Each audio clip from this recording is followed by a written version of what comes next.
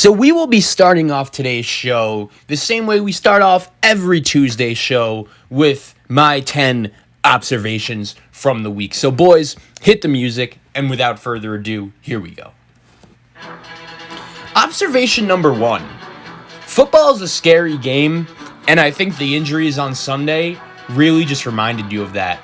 Between Saquon Barkley, Nick Bosa, Raheem Mostert, Christian McCaffrey, Devontae Adams, just so many big-time, big-name players who went down Sunday with an injury, and it really just reminds you how scary the game of football really could be. The way I like to look at this is this. I think if you're a team, even if you lost yesterday, even if you lost in week 1, and you're sitting here at 0-2, if you came away from week 2 relatively healthy, I think you have to consider yourself a winner, because there are plenty of teams, including the San Francisco 49ers, who we'll get to in a little bit, who just got super banged up, and their current team is a shell of what the team they expected to have to be. And I think when you look at it, a couple people have asked me, is it a coincidence, with the shortened training camp, and is that a big reason as to why all of these big-time, big-name players are getting hurt? And I think for me, the way to answer it would be, no, it's not a coincidence. When you play practice and you participate in practice, are you getting hit 100% hard all the time? No, but at least you're getting your body somewhat used to the contact. And at least you're, putting your body in somewhat game shape. There is absolutely no way at all, ever, to simulate just how hard and how difficult playing in an NFL game could be. And there's no way to simulate how hard and how impactful taking some of the hits from NFL defenders are. And I think when you look at what happened throughout the first 2 weeks of the National Football League season, it's not shocking, as unfortunate as it is. I hope everyone who got hurt could recover as soon as possible. Moving on to the next observation I have, that's Kyler Murray could win the MVP. And if you listen to this show, you know that before the season started, I actually predicted Kyler Murray to win the MVP. And with each week that passes, the idea that this guy could be the MVP gets less and less crazy. The MVP award, right, is a narrative award. And Murray is writing one of the best stories in football. Arizona is just a dazzling offense, and before the Washington football team could blink on Sunday, it was already in the process of just getting trounced by Kyler Murray. He's a year removed from being the controversial number 1 overall pick, and this kid is already living up to the expectations that seemed very lofty at the time. The idea that the Cardinals were irrational for drafting Kyler Murray and firing Steve Wilks and hiring Cliff Kingsbury after just 1 year of that regime, that's aged tremendously poorly, tremendously fast, and Kyler Murray could just make plays, man. The kid is that good. He's the first player in the history of the NFL to throw for 500 yards and run for over 150 yards within the first 2 weeks. When you look at him and DeAndre Hopkins with the ball, doing the job, you have Kenyon Drake in a run game. I think the ceiling, when you look at this Arizona Cardinal team, is tremendously high. Do they play in a very tough division? Absolutely. Am I going to want to see them play against the Rams and the Seahawks and the 49ers again until I take them 1,000% seriously? Yes, but at the same time, this kid Kyler Murray is absolutely phenomenal, and he is definitely 100% for me in the MVP discussion. It's crazy. This guy was, really on the fringe of playing baseball only 2 years ago. He's just a phenomenal story. Observation number 3.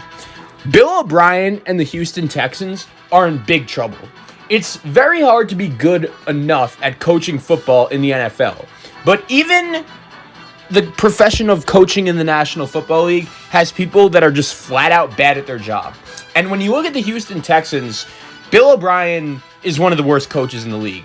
Matt Patricia and Adam Gase are both awful. You get it. But what makes Bill O'Brien unique is that he coaches one of the best quarterbacks in the league and a team that consistently makes the playoffs. But the reason the good times have stopped rolling in Houston is specifically because of Bill O'Brien and the fact that he traded DeAndre Hopkins, and also just his boneheaded decisions in game after game after game. The Ravens looked far superior to the Texans, and that starts at the top at head coach. Bill O'Brien rebuilt this Houston Texan team to follow through a narrative or a thought that he thought. And then, at the same time, this dude is not using any of his weapons that he brought in any well. And the thing is this. Bill O'Brien said the main reason why he decided to trade DeAndre Hopkins was because of money and the fact that they just couldn't afford him. If that's really the case, okay, whatever, I get it. But you have to do a better job of using your specific weapons that you paid a lot of that money that you weren't willing to give Hopkins, that you weren't willing to give to Hopkins. When you look at David Johnson, when you look at Will Fuller, I don't think those guys are bad players. And there was no reason, I think, why the Houston Texans not only should have lost on Sunday, but there was just no reason at all why they should have been blown out. You know? The Ravens are a good team, but Deshaun Watson and Lamar Jackson are really supposed to be in the same conversation. It's just when you look at the head coach they're dealing with, it's very, very hard to make a fair comparison. Moving on to the fourth observation. Adam Gase is an absolute disgrace, and he probably should be the first coach fired, and I really hope he will be the first coach fired. It's funny, I think Sam Darnold is in kind of a similar spot to Matthew Stafford. I know he hasn't done everything on the resume that Matthew Stafford has in terms of the numbers and the number of seasons that he's been in the National Football League, but I hate to say it, Adam Gase and the New York Jets are wasting both parties' time here. Because I think Sam Darnold could still be a very good player in the league. That one touchdown pass he made towards the back end of the game, that was super impressive. The only problem is the Jets aren't giving him a fair shot to win at all. Their offensive line at left tackle with Mekhi Becton is improving, but all the other moves they've made so far this offseason just haven't worked out at all. And if you were to ask me, after 2 weeks of football, who is the worst team in the league, I don't think there's an acceptable answer besides the Jets. Really, both games they've played have been non-competitive and haven't even been close. And the thing is, when you have a third-year quarterback, especially a third-year quarterback that you invested a lot in, the New York Jets thought Sam Darnold was going to be the quarterback of the future and invested that number 3 pick in him, but at the same time, they haven't given him a chance to succeed because they haven't surrounded him with any weapons, they haven't surrounded him with a good offensive line, and they haven't surrounded him with a good coach. And you wouldn't be shocked that the Jets got blown out in their first 2 games because when you look at this team on paper, it's not very good. It's going to be interesting to see what the Jets do if they have the number 1 overall pick, because if Trevor Lawrence is there, it's going to be very hard to say no to that guy. But I still like Sam Darnold. I still think he has some potential, and it's going to be very hard for me as a Jet fan to just all of a sudden give up on him because Adam Gase just couldn't coach him. But at the same time, the more and more you watch this Jet team, they're in big, big trouble. Observation number 5.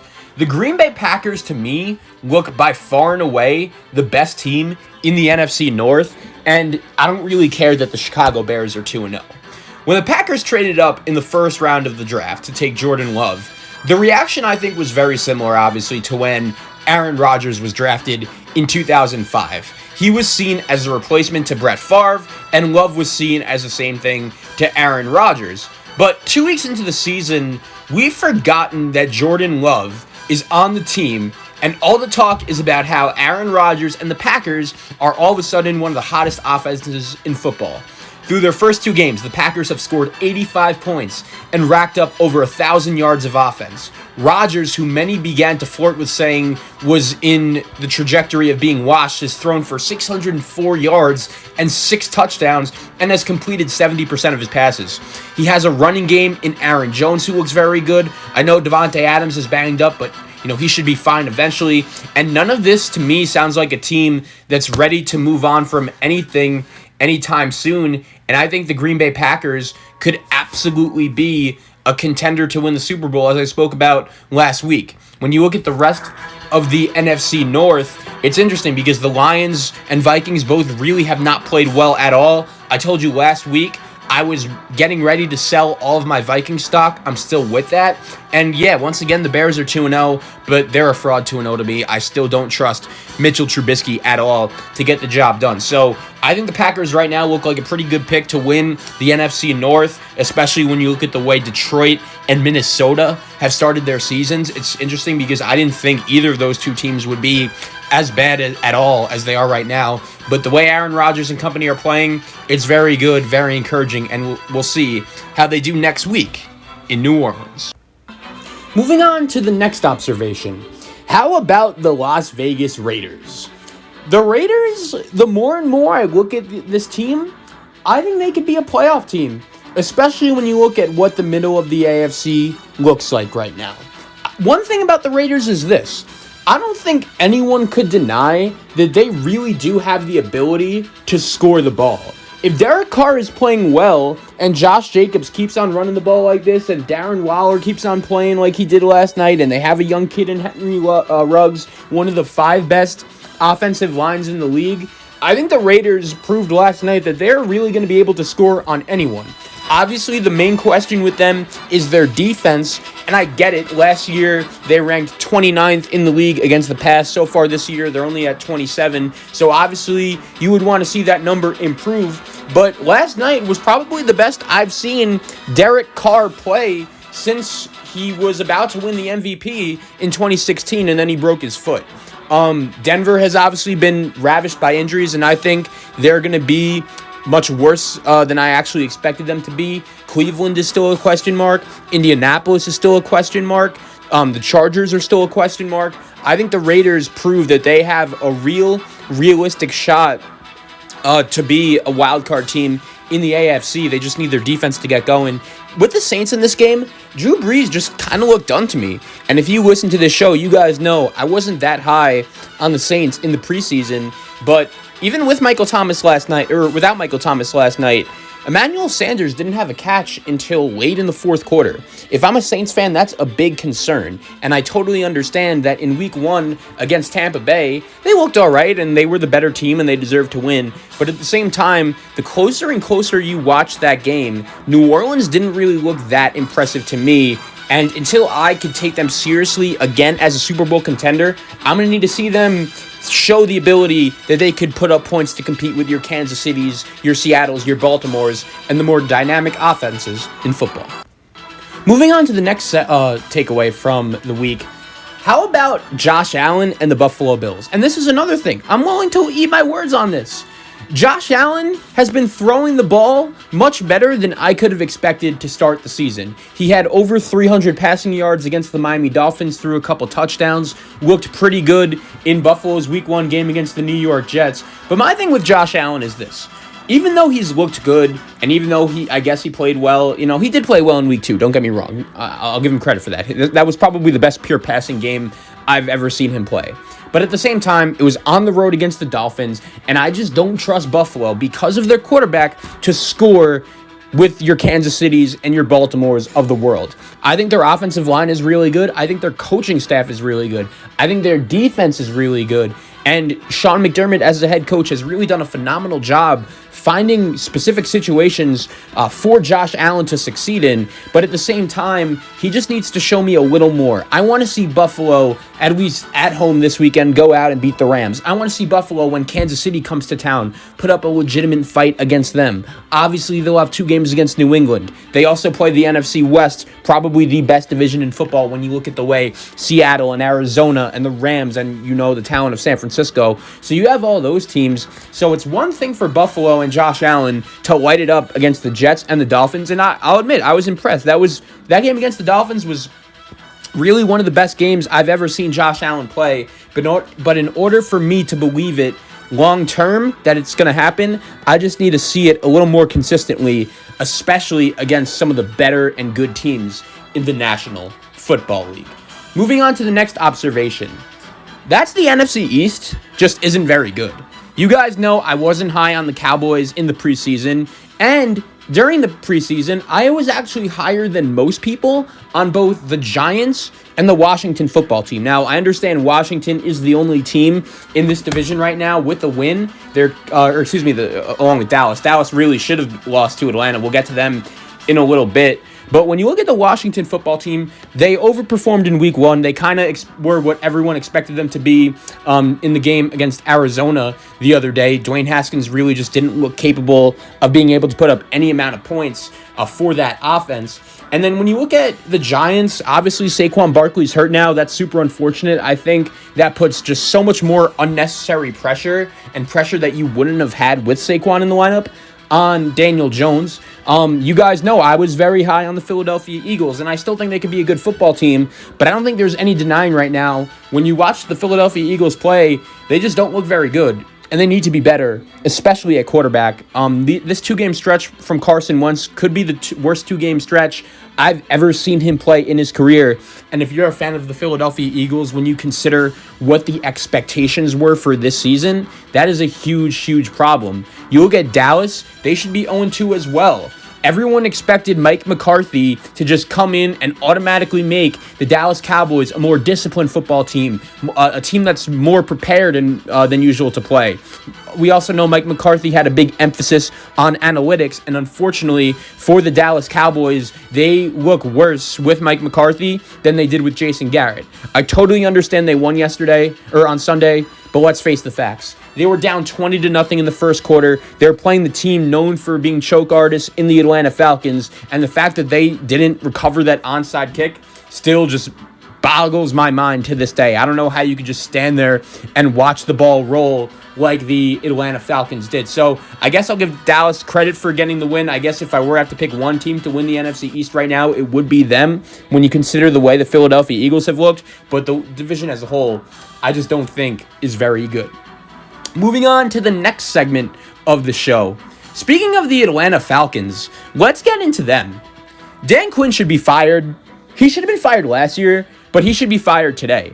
The fact that the Atlanta Falcons lost that football game to the Dallas Cowboys was just incredible. When you consider at the beginning of midway through the fourth quarter, about 5 minutes left, the Falcons had a 99.9% chance to win the game.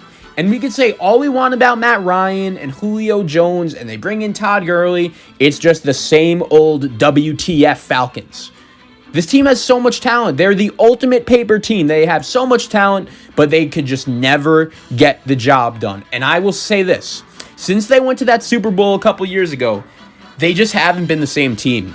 Maybe it's just the fact that Kyle Shanahan isn't there anymore. We know what he's been able to do in San Francisco since he left. But yeah, that's just not the same Falcon team since he left. And Dan Quinn, I said this in the preseason as well, when you say to your team, I think we're going to be better if I do less, and which is basically what Dan Quinn did when he gave the defensive reins over to Raheem Morris, that's a huge, huge problem for me if I'm an Atlanta Falcon fan. Given this guy's history, to be honest, I would have a lot less confidence. I just wouldn't feel good at all. And it's just not a good situation in Atlanta right now. You obviously still have the offensive firepower, but now you're dealing with injuries. One thing I'll say about the Falcons is that even though they're 0-2, I do think the NFC South is wide open. So I don't think the Falcons are that much worse than the Bucs. I don't think they're that much worse than the Saints. But they haven't shown me anything within the first 2 weeks to tell me that they're actually going to win games. I could see Dan Quinn getting fired if they start, 0-4, 0-5. And I think ultimately by season's end, odds are the Falcons are like a 5-11, 6-10 team. But for me, there's no reason for me to predict them to win any game until I see otherwise. Like, they have the Bears at home, and I know the Bears are a super fraud team this week. You ask me who's winning that game, I really don't think I could tell you. And ultimately, that's why we love the NFL, is because you have matchups like that and matchups between the Falcons and Cowboys, matchups between two fraud teams that ultimately we just don't know who's going to win. And I think when you look at the Atlanta Falcons in this situation and how they've played over the first 2 weeks, I just can't trust them whatsoever. The last and final observation I have: how about Cam Newton and the New England Patriots? I think that they are a legitimate contender in the AFC. I know the Seattle Seahawks won the game, and they looked really good doing it, especially on offense. But to be honest, I was impressed with what Cam Newton and the Patriots were able to do. In the preseason, my main question about Cam Newton and the Patriots were, would they be able to score? Especially when you consider the lack of offensive playmakers around Cam. But at the same time, he looks like MVP Cam, and I don't know if he's going to be able to keep it up, especially when you consider how much Bill Belichick has been asking him to run the ball. But I love what New England was able to do in terms of their second half adjustments on Sunday Night Football. In the first half, yeah, they get the gift pick six, but Cam Newton was just running around, and it was a good offensive game plan, but nothing special. And then in the second half, it almost just looked like Bill Belichick flipped a switch, and Cam Newton was out here slinging the ball. And if you're a Patriot fan, that's a really good sign, because that shows you that Cam has the ability, even at this stage in his career, to be the number one playmaker on a really good team. I like the Patriots defense and the way they've been playing as well, and I trust Cam Newton still more than I do Josh Allen. So I think the Patriots are absolutely the team to beat right now in the AFC East, and they have a big home game against the Raiders on Sunday. It'll be interesting to see how that goes.